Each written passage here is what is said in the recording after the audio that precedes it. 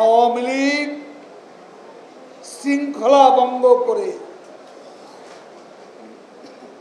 কাউকে পুলিশ, সেনাবাহিনীর, র্যাবের বড় পদে বা প্রশাসনে বসায়। আজকে বাংলাদেশের রাজনৈতিক অঙ্গনে আমরা লক্ষ্য করছি যে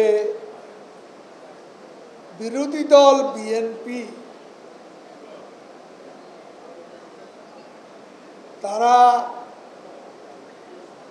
আজকে দুর্নীতির বিরুদ্ধে কথা, অর্থ পাচারের বিরুদ্ধে কথা, তাদের দলের প্রধান দুর্নীতির অভিযোগে আজকে সাজা ভোগ করছে। প্রধানমন্ত্রী শেখ হাসিনার উদারতা বাসায় বসে চিকিৎসা করছে, সাজা স্থগিত করে বাসা চিকিৎসা নেওয়ার ব্যবস্থা করে দিয়েছে কে? এটা প্রধানমন্ত্রী নিজেই তার এক্সিকিউটিভ অর্ডারে এটা করেছে। বিএনপি লিগ্যাল ব্যাটেল করে নেত্রীকে মুক্ত করতে পারেন, আন্দোলন করতেও পারেনি। বিএনপির আন্দোলনে জনগণ সম্পৃক্ত হয়নি। হেরে যাওয়ার ভয়ে তারা নির্বাচনও বয়কট করেছে। ঠেকাতে চেয়ে নির্বাচন ঠেকাতে তারা ব্যর্থ হয়েছে। বাংলাদেশের ইতিহাসে যত নির্বাচন হয়েছে, বিরোধী দল বিএনপি যোগ না দিলেও এই নির্বাচন ছিল সবচেয়ে শান্তিপূর্ণ।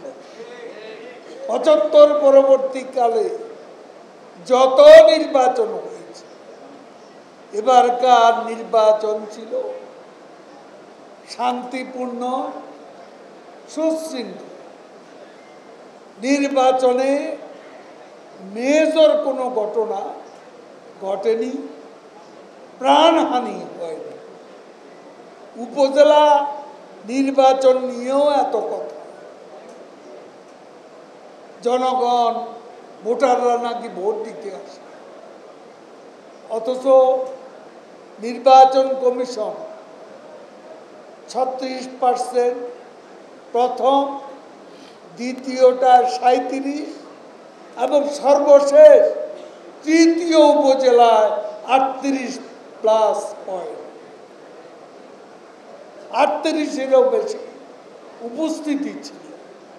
জাতীয় নির্বাচনে 42.8% ভোটার উপস্থিত ছিল এবং প্রাণহানির কোনো ঘটনা বাংলাদেশের এই জাতীয় নির্বাচনে হয়নি। বিএনপি প্রস্তুত ছিল ২০০৬ সালে ১,২৩,০০,০০০ ভুয়া ভোটার করেছে। আওয়ামী লীগ শৃঙ্খলা ভঙ্গ করে কাউকে পুলিশ, সেনাবাহিনীর, র্যাবের বড় পদে বা প্রশাসনে বসায়। ৯ জনকে পাশ কাটিয়ে, ৮ জনকে পাশ কাটিয়ে ৯ নম্বর ব্যক্তি মইনু আহমদকে সেনাপ্রধান করেছে। কে করেছে?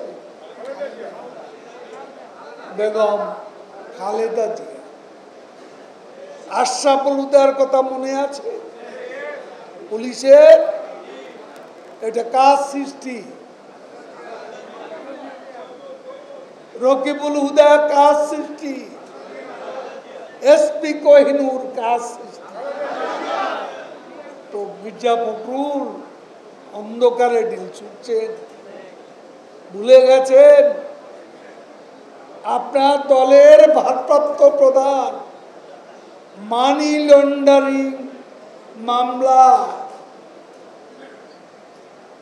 অস্ত্র চোরাচালানে মামলা, 10 ট্রাক অস্ত্র, দুর্নীতির মামলা, আজকে দণ্ডপ্রাপ্ত পলাতক আসামি। আপনি দুর্নীতির বিরুদ্ধে কথা বলেন, আপনার দলের প্রধানই দুর্নীতিবাজ। আমাদের প্রধানমন্ত্রী বাংলাদেশে বিদেশে সর্বত্রই একজন অনেস্ট পলিটিশিয়ান হিসাবে পরিচিত।